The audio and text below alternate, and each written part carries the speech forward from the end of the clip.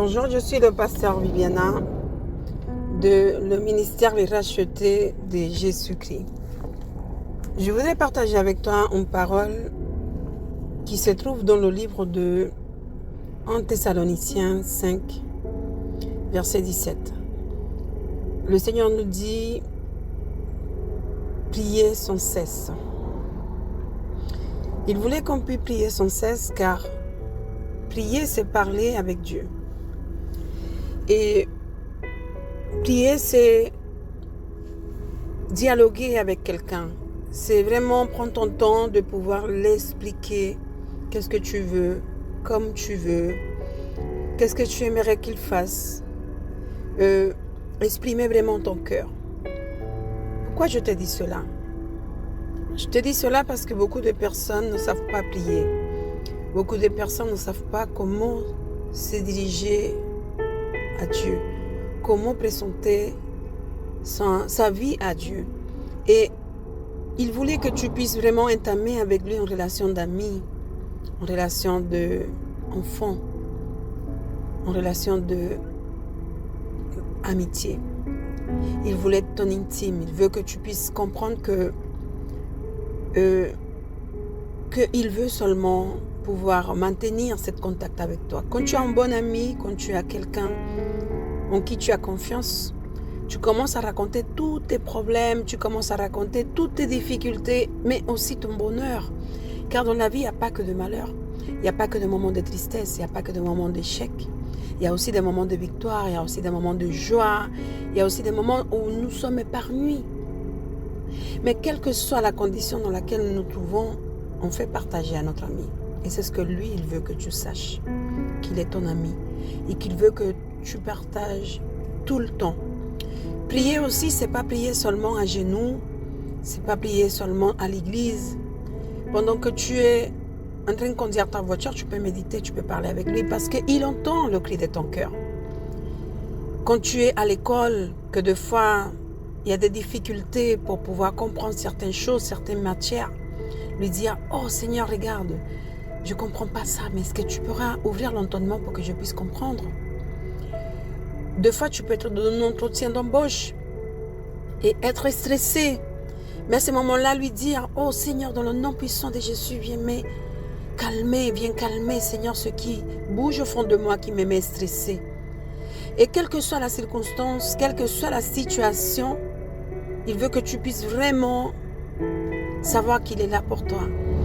Et que quel que soit l'endroit que tu te trouves, tu peux parler avec lui. Comme moi aussi, je le fais en ce moment. En train de te parler de lui, en train de te dire comment il faut venir à lui.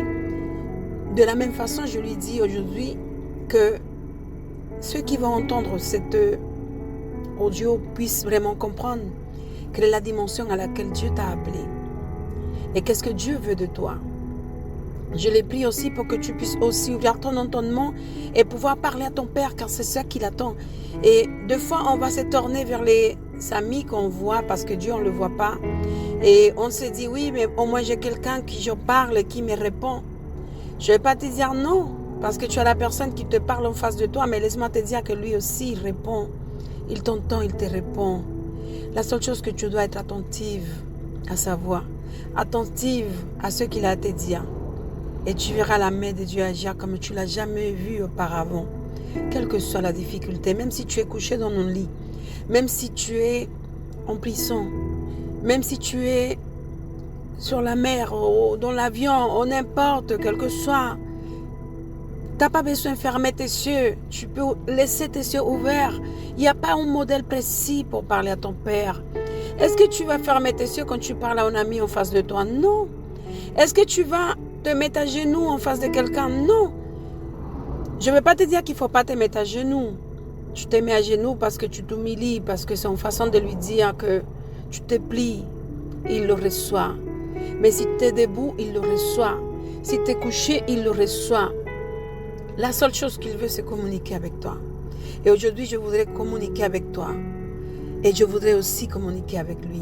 Et je voudrais qu'ensemble, à travers cette prière qu'on va faire, tu puisses les demander à Dieu de t'aider à comprendre mieux ce qu'il a pour toi et ce qu'il a préparé pour toi. Et on va le faire maintenant ensemble. Ô Père Céleste, nous venons devant toi, Seigneur. Je sais qu'il y a des personnes qui écoutent cet audio. Je te remercie pour cette personne. Bénis-la abondamment. Bénis sa vie, Seigneur. Bénis tous ceux qu'il entreprend en ce moment. Je voudrais, Seigneur, que tu puisses toucher le cœur, que tu puisses vraiment, alléluia, les remplir de ton Saint-Esprit et qu'ils puissent sentir quelque chose de nouvel qui vient se déposer dans son cœur. Oh Seigneur, débloque toutes les situations pour lesquelles ils sont en train de passer maintenant. Oh Père éternel, viens Seigneur rafraîchir avec ton Saint-Esprit, Seigneur. Oh Seigneur, le besoin qu'il a dans son cœur.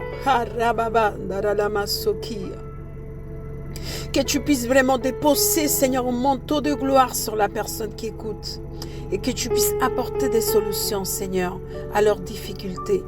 Et que tu puisses aussi bénir sa vie, Seigneur, bénir sa famille, bénir ses finances, bénir, Seigneur, sa santé. Alléluia. Et que cette personne puisse comprendre, Seigneur, qu'est-ce que tu attends de lui.